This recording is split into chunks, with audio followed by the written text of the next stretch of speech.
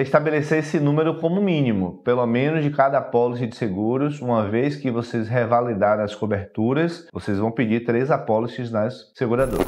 Olá, senhoras e senhores, bem-vindos a mais um vídeo. Hoje nós vamos falar sobre o princípio da dominância aplicado à seguridade. Quem já ouviu falar do princípio da dominância? O princípio da dominância ele vem da gestão de investimentos. Ele diz que para um mesmo nível de risco, nós sempre vamos buscar níveis de retorno maiores entre 2 ativos. E entre 2 ativos com o mesmo nível de retorno, nós sempre vamos buscar aqueles que oferecem o menor risco. Isso é o princípio da dominância, que a gente sabe que inclusive não é aplicado na prática, né? O tal do investidor racional ele só existe na teoria. Se o princípio da dominância, por exemplo, ele fosse aplicado na prática, não existiria nenhuma pessoa do Brasil investindo na caderneta de poupança, que tem menos risco, mais risco do que os títulos públicos e rende menos, por exemplo, tá? Esse é o princípio da dominância. Quando a gente pensa em seguridade, o princípio da dominância ele foi adaptado, tá? Onde ele fala sobre relação entre 2 apólices de mesmo prêmio, que é o que eu pago todo mês, eu escolho a que tem o melhor conjunto de coberturas.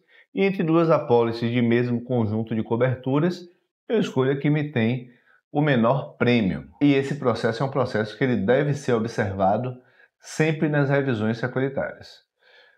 Sempre que você faz revisões securitárias, anualmente, né, se recomenda que se tenha revisões securitárias feitas, você vai precisar naturalmente dentro dessas revisões fazer cotações, tá? Vamos pensar que um bloco de gestão de risco de uma família, ele é dividido em vários tipos de seguros. Você tem os seguros empresariais que a família precisa contratar, normalmente estão geridos ali pela empresa, quando a empresa não é operacional. Tá? A empresa operacional normalmente tem a área de RH que cuida dessa apólice de seguro. Estou falando de uma empresa patrimonial. Às vezes tem responsabilidades sindicais, às vezes tem seguro de estruturas, às vezes tem seguro de responsabilidade civil, às vezes tem contratos com seguro de garantia e etc, etc. Você tem os seguros de bens mesmo, aeronaves, embarcações, veículos, casas, né? E vocês têm os seguros relacionados às pessoas, vida, invalidez, seguro saúde, né? Então você se divide em 3 grandes blocos. A sua matriz de gestão de apólices, né? E para cada um desses ativos, você vai ter na sua estrutura as suas datas de vencimento, que é quando aquelas apólices ali, elas se transformam, elas vencem, né? E elas precisam de renovação. Pois bem, nesse momento aí em que as apólices vencem, você tem umas tarefas para poder fazer, tá? Você precisa... antes do vencimento da apólice, nós recomendamos 90 dias antes, tá bom? Sempre assim, a apólice vence 1º de dezembro, no outubro, 1º de setembro a gente está recebendo um alerta do CRM para poder iniciar as cotações daquela apólice. E aí a gente vai olhar se a apólice sinistrou ou não, se a apólice... quais seguradoras que atendem aquele tipo de cobertura de risco. Nós vamos verificar nosso conjunto de coberturas, se a gente precisa de ajustes ou não, uma vez fechando o escopo das coberturas, né? Porque como seguro anual, na medida, sei lá, que o patrimônio cresce, você precisa de mais seguro para cobrir o mesmo bem. Então, você precisa revisar também as coberturas, o conjunto de cobertura, tá?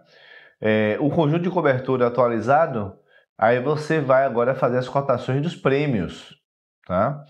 E aí é importante, senhoras e senhores, vocês fazerem 2 níveis de cotação nesse sentido. O primeiro, vamos dizer que você consiga 3 seguradoras para cada tipo de apólice para poder cotar uma estrutura de seguros para você.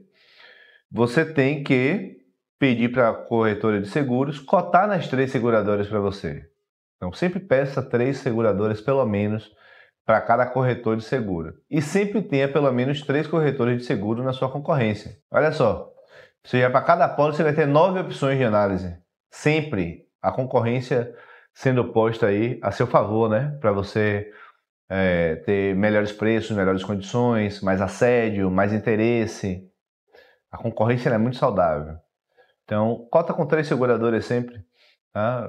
Se for possível, alguns seguros são tão específicos, né, que você às vezes não encontra 3 seguradoras que cobrem, você precisa de resseguro, que é quase com um aporte ali de solvência para garantir, né, que em caso de sinistro aquele pagamento não vai pesar no balanço da seguradora mais do que ele pode, né? Então ele tem um ressegurador. Tirando essas situações, quase todos os seguros você vai encontrar 3 seguradoras que façam para você a cotação do que você precisa. E aí é estabelecer esse número como mínimo, pelo menos de cada apólice de seguros. Uma vez que vocês revalidarem as coberturas, vocês vão pedir 3 apólices nas seguradoras. Pedir para quem, né? A pessoa jurídica ou física, ela não pode diretamente comprar o seguro na seguradora, né? Ela precisa de uma corretora de seguros. Ora, se ela precisa de uma corretora de seguros, nós não vamos cotar com uma corretora só. A corretora, senhoras e senhores, ela é uma instituição com fins lucrativos. O corretor de seguro precisa se remunerar, ele tem atividades ali administrativas, comerciais, empresariais. Então, existem taxas comerciais que as corretoras de seguro adicionam ao custo de risco que a seguradora indicou que cobra como custo do serviço do atendimento, tá bom? Esses custos, inclusive, em algumas apólices pode ser zerado, não são em todas, tá?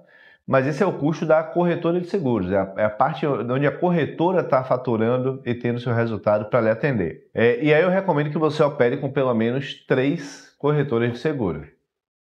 Se você conseguir que as corretoras de seguro cotem em mais do que 3 seguradoras, é melhor ainda, tá? Eu estou falando 3 no mínimo.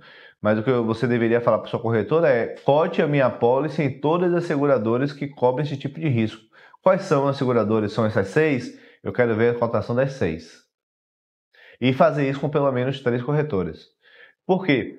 Cada corretora põe taxas comerciais diferentes na sua estrutura de atendimento. Então, onde você tiver mais relacionamento, onde eventualmente você concentrar suas apólices, né? Seguridade é um ambiente que as pessoas têm o hábito de estarem sempre com muitos corretores. É um corretor para o auto, é um corretor para a vida, é um corretor para a saúde, é um corretor para embarcação. No final das contas, você se relaciona ali com 5, 6 provedores todos os anos com cada família. Uma das formas que você tem de negociar taxas comerciais melhores é concentrando eventualmente as apólices com uma corretora de seguros. Mas aí você acerta o seguinte, ó, você vai aplicar para mim sempre 10% da taxa comercial máxima. Vamos fazer assim, né? Veja como tem dinheiro na mesa, né? Que as pessoas não entendem como é esse funcionamento, então não sabem nem o que pedir para as corretoras de seguro. Então, nesse processo de análise de princípio da dominância, anualmente, há de se também negociar com essas corretoras que estão intermediando. Eventualmente, eu sempre acho melhor isso, se a corretora tiver time operacional de especialistas naquela área, claro, né? Eu não vou levar um seguro saúde para uma corretora que não tem back-office de seguro saúde. E assim para todas as outras. Eu quero ter entrega, né? Serviço é entrega. Você está me cobrando uma taxa comercial, porque é serviço. No final das contas, eu vou querer uma entrega de algum serviço. Então, optem por corretoras full, né? Que tem um time para poder atender toda a sua estrutura. Optem eventualmente por concentrar todas as suas apólices em uma única corretora, para que essa corretora possa fazer um acordo com você de teto de taxa comercial e sempre estejam cotando em pelo menos 3 seguradoras com cada corretor e sempre o máximo de seguradoras possível. Essa rotina, senhoras e senhores, ela é determinante para o sucesso da contratação de seguridade. Sabe, você colocar o mercado para concorrer em seu nome, sabe, é maravilhoso. Você conseguir, né, que reduções de taxas comerciais, reduções de prêmio de risco, melhores serviços, concierges, né? Isso tudo acaba acontecendo como fruto desse trabalho de melhoria contínua que deve se fazer em termos de patrimônio e de seguridade, tá bom? Então essa é a minha recomendação.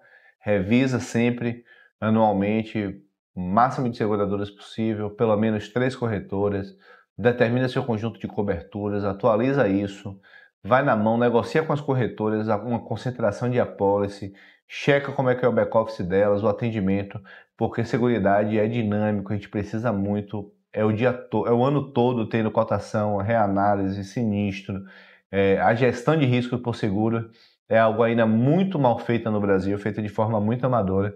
Então, adicionar um pouco de processo, de metodologia, vai ajudar você a estar anos-luz aí na frente da maioria das pessoas, tá bom? Contem comigo aí. Se vocês quiserem ajuda para poder eventualmente fazer uma estrutura de gestão de apólice para vocês, vocês podem entrar em contato com o nosso time, tá? A gente tem canais de atendimento em redes sociais por aqui. Em algum lugar você vai encontrar aí um espaço para falar com o nosso time técnico. E aí você alega lá que quer uma ajuda para poder fazer isso. Eventualmente, se você precisar de uma consultoria, é possível também olhar o seu cenário e te dar uma recomendação. Ou então você caminha para continuar mapeando esse caminho que você está aí de entendimento, de mapeamento de risco. Por exemplo, se foi muita surpresa o que a gente conversou aqui, você nunca tinha pensado dessa forma, talvez você também tenha outros aspectos do seu patrimônio que você precisa ressignificar a forma de olhar para eles. E aí eu te recomendaria eventualmente você fazer o nosso mapeamento de risco mesmo, 360 graus, você vai passar por todas as áreas do patrimônio, são mais de 50 reflexões muito relevantes, exercícios, studio lists, handbooks, e-books, é uma formação de muitas horas, né, onde você vai ter contato com todas as red flags, né, da gestão de patrimônio que podem ser coletivizadas e vai ter efetivamente um caminho bem prático aí para poder construir o seu guia, né, o seu planejamento geral. Tá bom? Então tem essas duas opções, as duas estão no link da descrição aqui do vídeo. Então aproveitem. Um abraço.